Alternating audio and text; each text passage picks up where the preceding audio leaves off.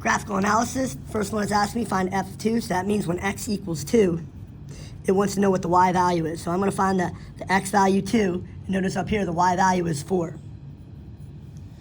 For part B, f of 6, so when the x value is 6, it's asking what the y value is. So we're going to scroll along and find the x value of 6, x value is 6, the y value is 0. Part C, is f of 1 positive or negative? So now, when it gives you the x value of 1, it wants to know if the y value is positive or negative. So at x value 1, there's nothing on the x-axis, so I have to go up to the graph. That's going to give me a positive.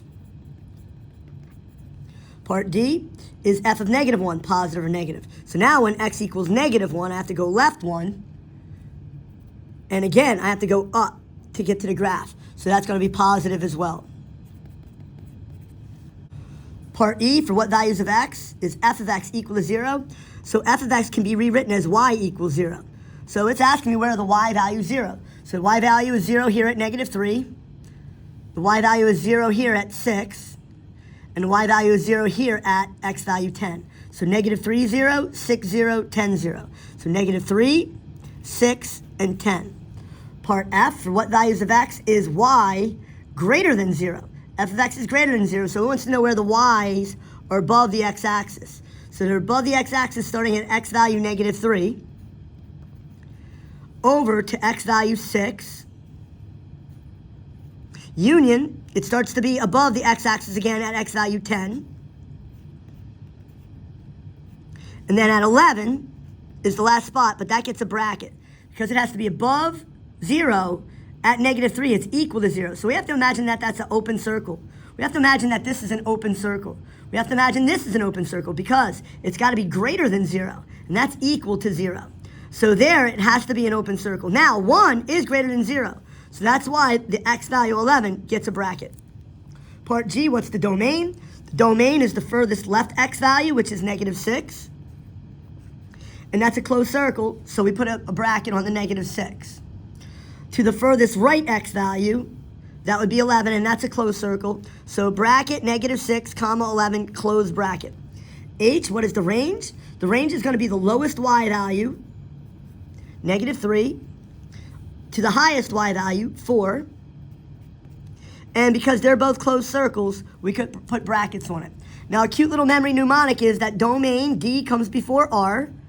So the x comes before y. So your domain is associated with the x values. Your range is associated with the y values.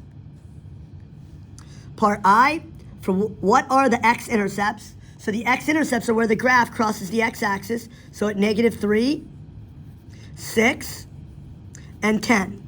Negative 3, 6, and 10. So if you'll recognize, E and I are the same question. They're just worded differently. What is the y-intercept? The y-intercept is located here at 0, 3. So I'm just going to put 3. Some people actually put the ordered pair. That's okay. Part K, how often does y equal 4? Y equals 4 is a horizontal line through the y value 4. So there's y value 4. How often does the horizontal line, y equals 4, hit the graph? And that's going to be once in Old English. L, how often does the vertical line, x equals 5? So it's just x equals a number, it's a vux. It's a vertical line. So x equals 5 is going to strike this curve just once. Letter M, for what values of x does y equal 3? Y equals 3 at x value 0. Y equals 3 at x value 4. 0 and 4. Letter N, for what values of x does y equal 4? There's only one value where y equals 4, and that's x value 2.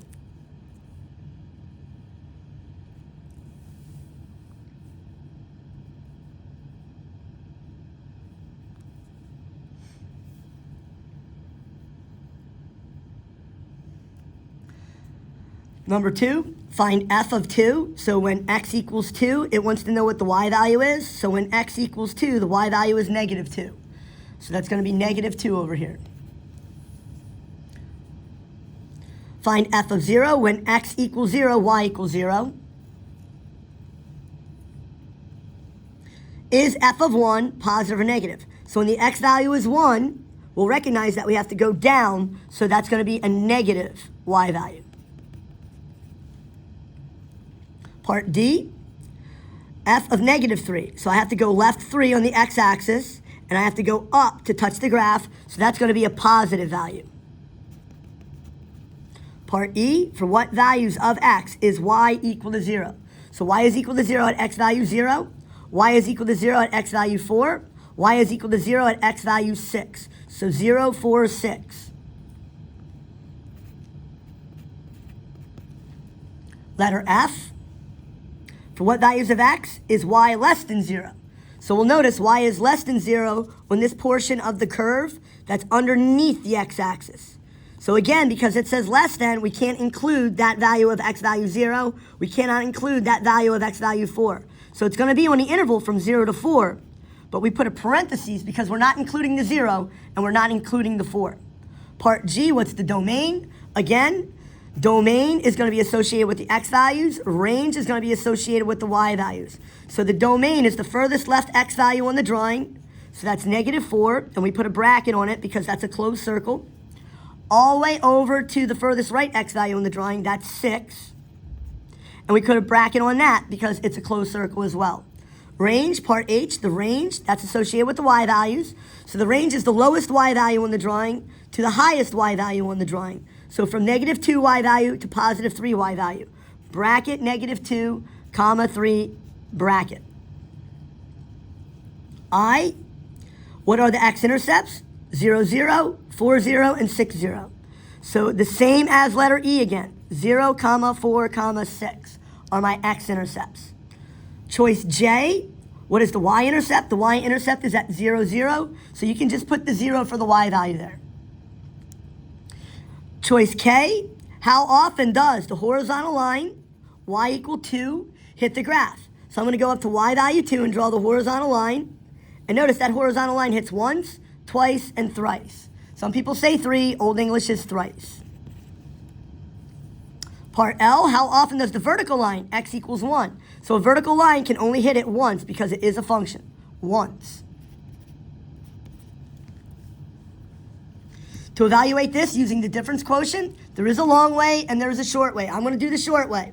The short way is the exponent times the front, so 2 times 3x squared.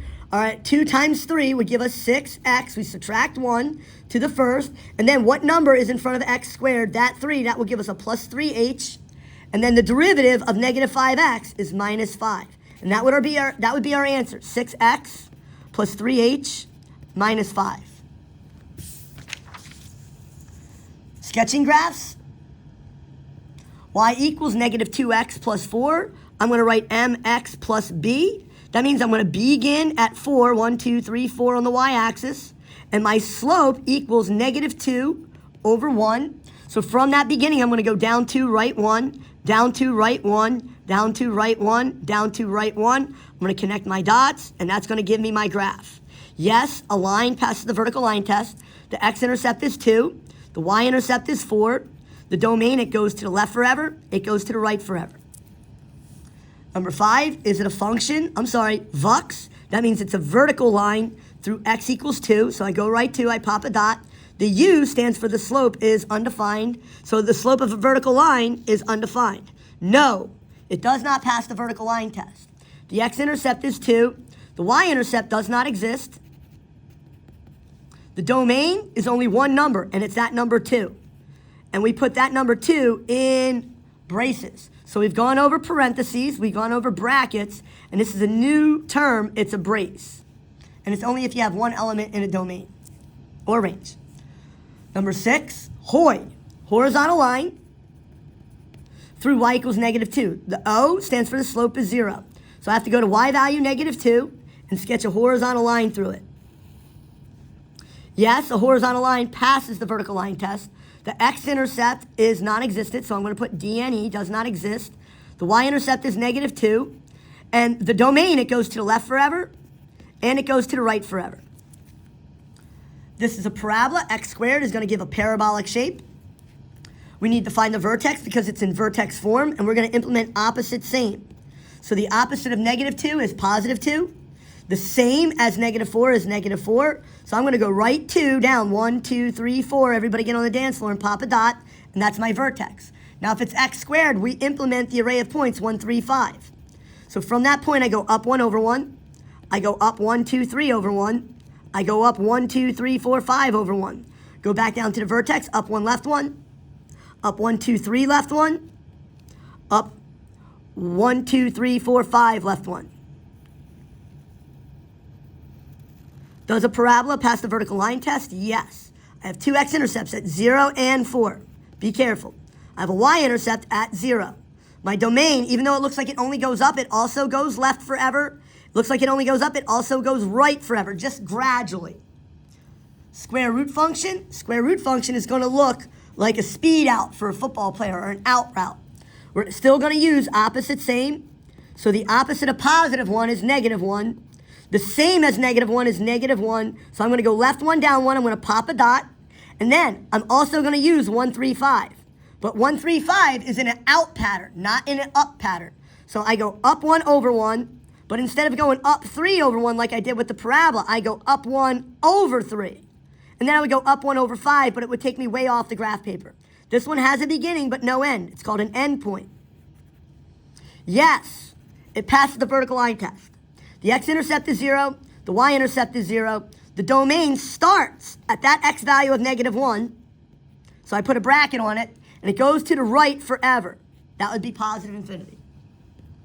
E, I, pi, and phi, these are famous numbers that we're supposed to be a little familiar with. E is used for finance and medical field. That's 2.718. It deals with growth.